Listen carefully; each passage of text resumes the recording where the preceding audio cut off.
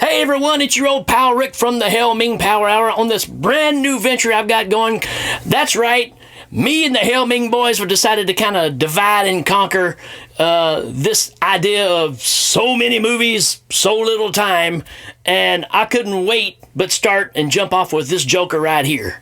So what do you get when you cross the movie Alien with Scarface, but you leave the alien idea out of it, but you keep the eggs? You get the Italian classic ripoff Contamination from 1980. Which brings me to why I love these Italian flicks. Whatever's hot on the screens at the time, you can rest assured the Italians are already in production, making a cheaper, gorier, their own kind of version of the story. And this one checks all those boxes of requirements that I have for these kind of movies. You get tons of stock footage. You get second-rate dialogue, because that's not why you watch these movies, and they even know that. You got a Goblin soundtrack. Yep, Goblin was on top of their game at this point. And you get some staple actors that are in a plethora of these movies that came out at this time. And you get over-the-top gore, even if it makes sense or not.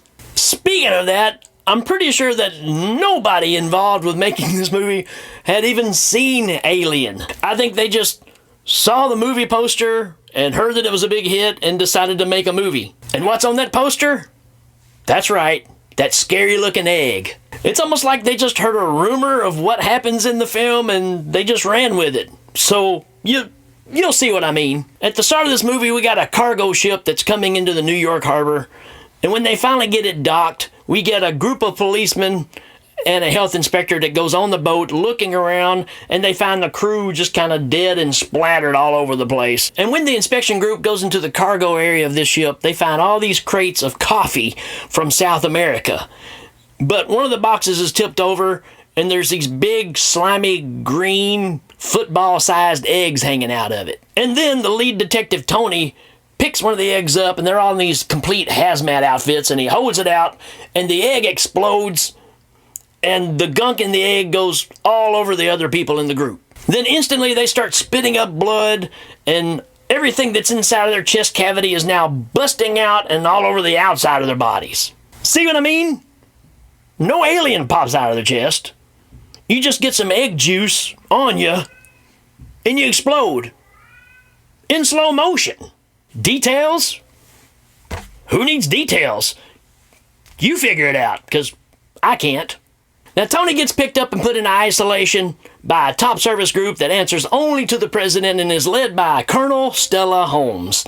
Her team takes the information that Tony gave them about the eggs, and they go back to freeze some of the eggs so they can take them to be examined. How they know the freezing works?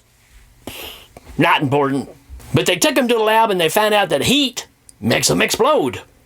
I guess they do. And they found out where the shipment of the eggs were going to. Now Stella gets a warrant and she gets all of her forces together and they head to the location where there's 3 guys who obviously work for the mafia. And the floor is covered with eggs. And the cops break in and they hold these 3 guys at gunpoint. And then one of the mafia guys reaches over this gun and shoots one of the eggs, so it splashes all over the mafia guys.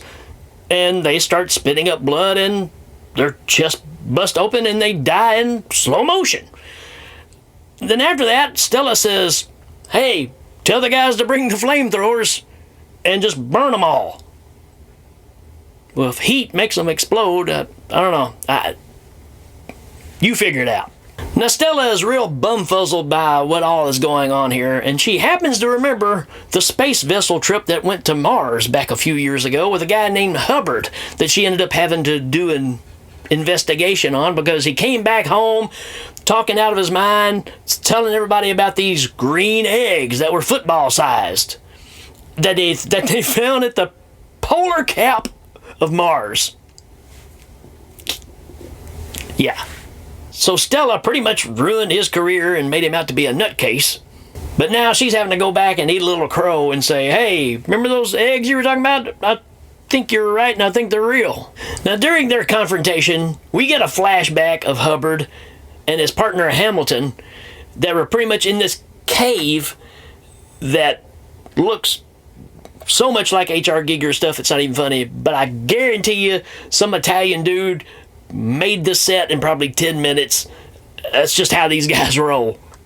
And it's kind of a cliffhanger in a way, because Hubbard talks about something happened to Hamilton, but you really don't see what happens, but you just hear him kind of yell out his name. So they convince Hubbard to come talk to them a little bit more at the station, and they start reviewing the old file.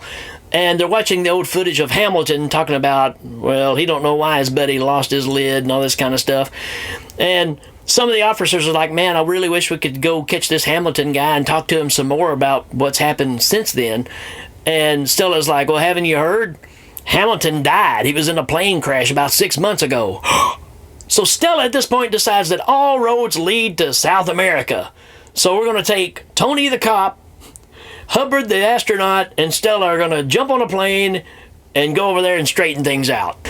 And when they land in South America, they're being spied on by this guy, who goes back and reports to this guy who's dressed like Scarface. And guess what? It's Hamilton. Apparently, he's the high-dollar underground egg dealer. And he plans to knock this team out one by one. So our three amigos decide to get together and come up with a plan. And the plan consists of Hubbard flying his airplane, they specifically say his airplane, overhead over an area that's on a map and look if they see any kind of signs of the eggs. Now, again, we're in South America. Where do you find a plane to rent? Or where do you even store your own plane? So just one of those things that say, oh, well, yeah, we got to have a way to separate them. Make him fly a plane. And while he's airborne, Stella and Tony are going to investigate Coffee World. And right after this meeting is over, Stella decides she needs to take a shower. And while she's in the shower, somebody breaks into her room, goes into the bathroom, lays down an egg, and then locks the bathroom door from the outside. And this is supposed to be a big, dramatic, edge-of-your-seat kind of scene, but it really goes on way too long, and I'll tell you why. Stella spends all of her time banging on the door saying, help, there's an egg in here. Or she opens up her cuticle case and starts bringing out every utensil that's in that joker and trying to pick the lock so she can get out of the room, while the egg is just laying there on the floor making sad trombone sounds.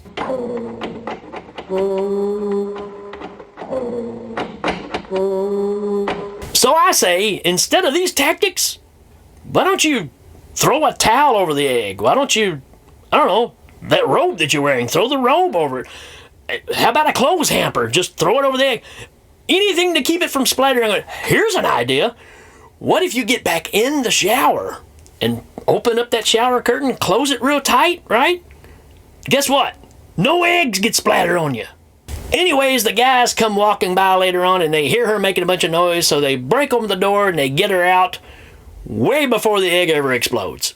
Now, as a maniacal killer, wouldn't you want something a little more predictable as a weapon? I mean, why wouldn't you just, shoot her while she's in the shower with a silencer? Or, you got a bunch of different things you do here besides an exploding egg. And if that's not weird enough for you, suck on this. When the egg finally does explode, Hamilton has an Obi-Wan Kenobi moment where he feels a disturbance in the egg force. And he can tell that the egg exploded and nobody died. So he wasted that egg while he's eating brunch. So he's part of the alien loop now, and he was hypnotized back on Mars and snuggled back some alien seeds to help them germinate and terminate and take over. And the very next day, Tony and Stella go to the coffee place and get abducted by Hamilton's girlfriend, wife, whatever she is, and they're held hostage. But not before Hamilton reveals himself and says that Hubbard's dead now because they tampered with his plane. How did they know that Hubbard had a plane? Again, don't matter. But Hubbard is not dead. Matter of fact, he lands the plane while it's sputtering like it's going to run out of gas, and then he takes a little short nap, and then he grabs the map, he grabs a flare gun, and he takes off on foot across the jungle where he landed. And this is where we find out that they are planting the eggs out on the jungle to mature for shipping. So, another question. I guess nobody really thought this through, but if heat makes them explode,